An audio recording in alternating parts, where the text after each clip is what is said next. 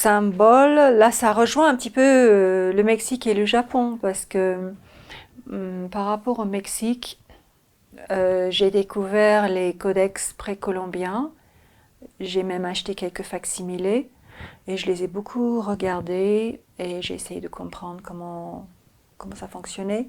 En fait, c'est des idiogrammes, c'est une écriture hein.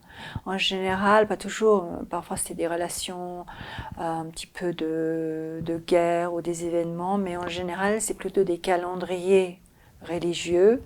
C'est en fait l'organisation cosmique qui est inscrite dans une écriture très symbolique et qui résume le monde et le cosmos dans lequel nous sommes. Et j'ai trouvé les dessins vraiment très intrigants, très efficaces. Et ça m'a donné plein d'idées en fait.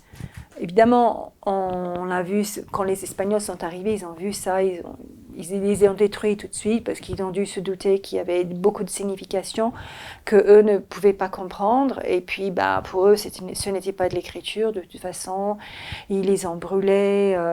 Bah, c'était vraiment terrible. Il y en a très peu qui restent. Donc moi, j'avais cette idée que c'est vraiment de l'écriture. Bon, bah, c'était pas mon idée, mais moi, j'ai vraiment adhéré au fait. J'étais fascinée par l'idée que ces images-là, en fait, c'est une écriture, un peu comme les hiéroglyphes en Égypte, et que c'est pas parce qu'on voit des petits personnages et des plumes et des animaux, c'est pas pour autant que c'est inférieur à notre culture, tout au contraire.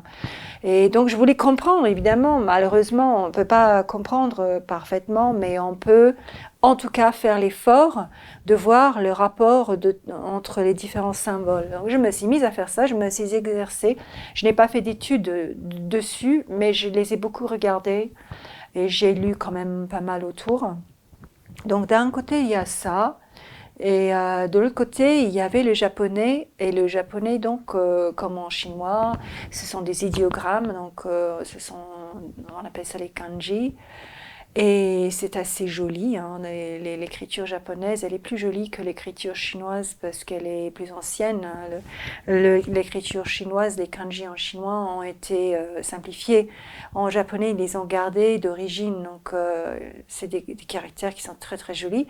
Et donc, je voulais comprendre comment ça marche. Parce que pour moi, il y avait des secrets et j'avais vraiment envie de comprendre. Donc, j'ai appris le japonais. J'ai quelques livres à la maison qui sont vraiment bien parce qu'ils expliquent caractère par caractère d'où ça vient. Donc, évidemment, comme je disais d'ailleurs tout à l'heure, homme, enfin pas homme, humain, c'est ça, c'est soit comme ça, soit comme ça. Donc, en fait, c'est pas un bonhomme avec deux jambes. En fait, c'est deux personnes, l'un qui s'appuie contre l'autre. Et donc en explorant ces idéogrammes et en les écrivant, parce qu'en fait il faut vraiment les écrire pour les sentir, pour arriver à vraiment les voir. Comme nous on a tellement l'habitude de l'alphabet, mais là tant qu'on les a pas écrits, on les voit pas vraiment, il faut les écrire.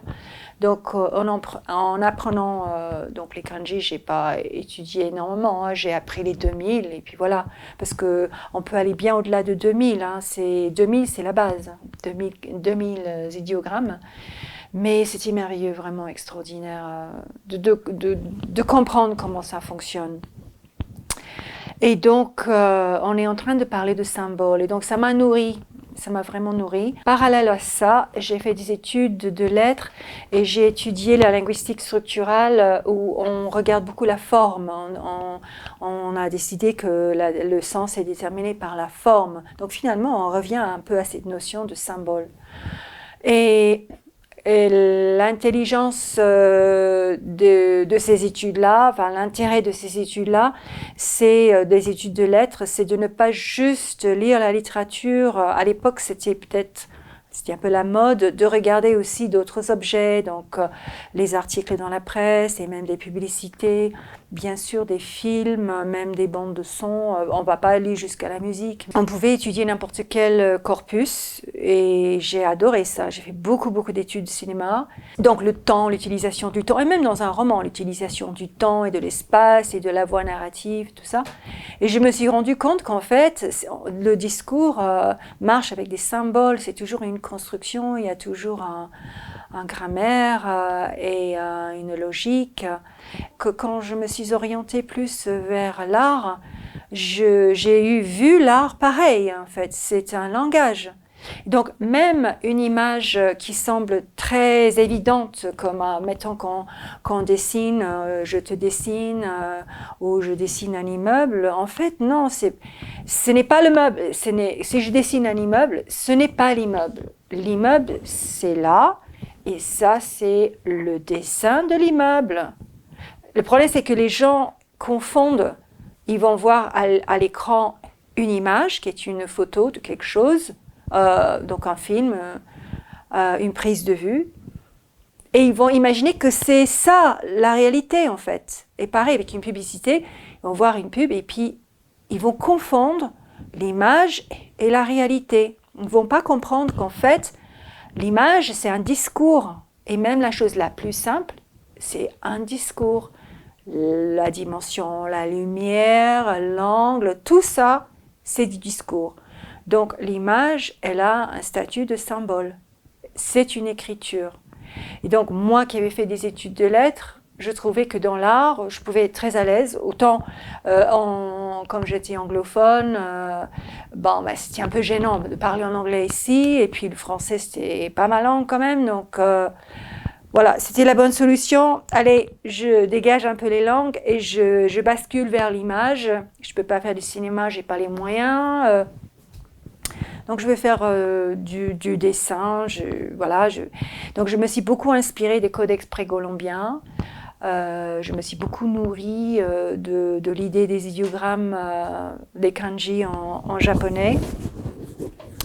Et puis bien sûr de mes études. Donc ça c'était des études bien réussies parce que j'ai fait ce que j'aimais. Et donc pour moi l'image c'est une histoire en fait, c'est une narration, c'est un concept. Et ça ne veut pas dire qu'on ne donne pas d'importance à la forme, au contraire. Mais voilà, il faut déchiffrer une image, pareil que quand on lit quelque chose, il faut déchiffrer. J'ai commencé par faire des livres qui sont reliés entre eux. C'est un rébus et chaque livre est une partie du rébus.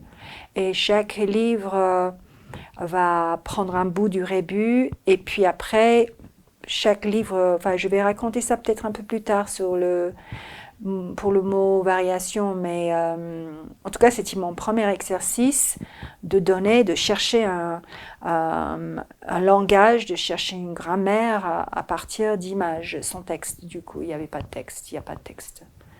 Voilà, donc symboles, il y a des symboles partout. Peut-être nous sommes des symboles, je ne sais pas. On véhicule des choses en tout cas.